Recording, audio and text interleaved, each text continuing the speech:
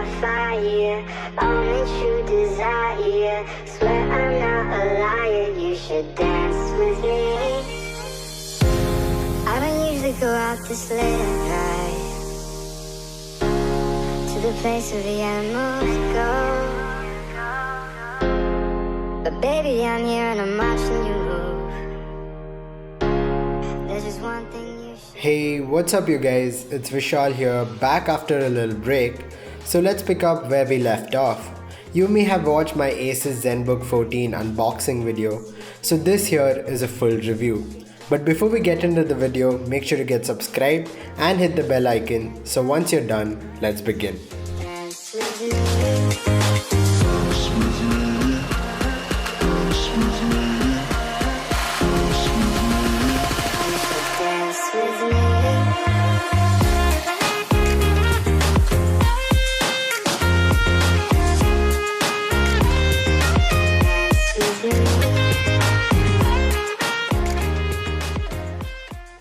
Let's get the specs out of the way first.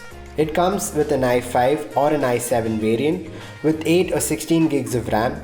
You can get it with a dedicated graphics card, which is the MX150. It has a max storage option of 512GB SSD, but also comes with a 256GB variant. The screen comes either in glossy finish or matte finish, and finally it comes in 3 color variants: red, blue and silver. Fire, only true desire. Now that we are done with the basic specs, let's get into detail about 4 different departments and how it performs in them: built-in design, display quality, performance, battery life. Starting off with built-in design. It's called the most compact 14-inch laptop, and it certainly fits the name. Well, it is because it has managed to fit a 14-inch screen in a 13-inch form factor with a screen-to-body ratio of 92%. It's an all-metal design, and I have the royal blue version, which screams premium in every way. Its rose gold accents complements the blue really well. The chassis is really sturdy with minimum keyboard flex and screen flex. Coming to the keyboard, it is really comfortable to type on even though the key travel is less. And I really enjoyed my time typing on this keyboard. It has 3-step backlighting and does not have a dedicated numpad since you can't possibly fit it in such a form factor. But what it does have is a virtual numpad built into the touchpad, which lights up with the touch of a button. It's mostly a gimmick but might be useful sometimes. Coming to the touchpad, it has Windows precision drivers, so it works well with all gestures and clicks. But sometimes I felt it was a tad bit small. Other than that, I have no complaints. The speakers are located at the bottom and are really good, except that it doesn't get really loud. But I enjoyed the occasional YouTube video with no problem.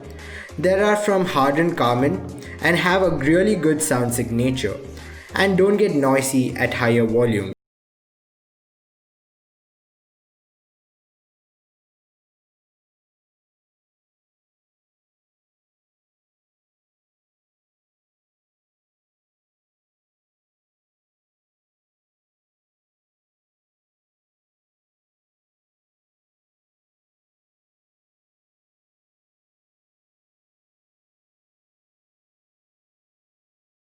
Moving on to the ports, there's almost everything you might want. USB ports, HDMI port, USB Type-C port which does not support Thunderbolt 3, a headphone jack, a micro SD card slot. The only thing that it doesn't have is an Ethernet port, but Asus provides an adapter in the box itself. It has another cool feature called the Ergo Lift hinge, which lifts the keyboard deck of the laptop around 3 to 4 degrees. Which helps in better typing ergonomics and better cooling performance, which I will get into later. So overall, the build quality gets a 8 out of 10. Coming to the display quality, it is a 1920 by 1080 panel with 100% sRGB rating and 178 degrees of viewing angle. But it's not a touch display, and that is a little disappointing to me. Apart from that, as far as the picture quality goes, it's one of the best panels under the 1 lakh rupee price bracket. So your editing softwares can take full advantage of the display. But keep in mind, if you're purchasing a glossy display, you will have to suffer with the occasional reflections when you're outside. Speaking of outside, the display gets pretty bright, about 312 nits, so you won't have a problem in most scenarios. But I gotta say it's absolutely perfect for content consumption. And on top, it has a potato cam and also an IR sensor which supports Windows Hello, which is a face unlock feature which is quite accurate even in dark conditions. Coming to the most important aspect of this device is its performance. My model has 8 gigs of RAM and i5 8th Gen processor with its core clock at 1.6 GHz and boost clock up to 1.8 GHz. It is less compared to other full-size 15-inch laptops, but is justified as the processor is locked at a max TDP of 15 watt. But don't let that fool you. It handles daily tasks without a hitch and gets you through any intensive applications with ease. But just don't consider this as your main workhorse. I mostly use this for editing like Premiere Pro and Photoshop applications and didn't face a problem in any of the two. But things started getting toasty when I started adding effects and other transitions, and the playback started to drop frames. So as long as you're doing light editing, it works just fine. It's a single fan design and gets warm mostly on the left side of the keyboard.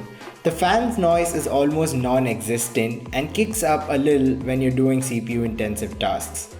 Now coming to gaming, let me just make it clear. It's a big no. Unless you play Minecraft.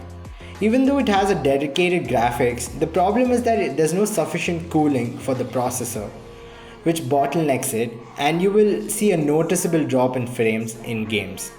So if you're looking for a laptop which will get you through everyday tasks like web browsing, consuming content, coding, etc., it will handle it just fine. And if you're trying to do a little bit of editing here and there, it's also good. But not much if you're into gaming. Moving on to its battery performance, it has 50 Wh 3-cell lithium battery and comes with a 65 watt standard power adapter in the box. Its battery life is claimed to be about 13 hours, but in my usage I got about 8 to 9 hours of battery life, which is good for a notebook. The power adapter itself is not too bulky, so it's easy to carry it around. But I would have preferred if we could charge the laptop with a USB Type-C adapter too. There are a few settings which you can play around with whether you want better performance or better battery life.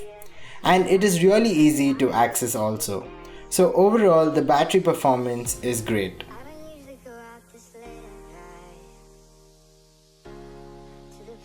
So that's been my thoughts about this laptop, and as I finished typing the script for this video, I gotta say I enjoyed every second of using this laptop. From doing my college work to editing on Photoshop, it managed to never let me down. So I would like to say it's a good pick among hundreds of laptops out there.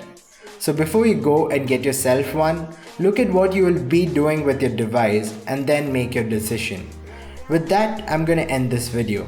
Don't forget to like, share, subscribe. See you soon. This is Half-Life.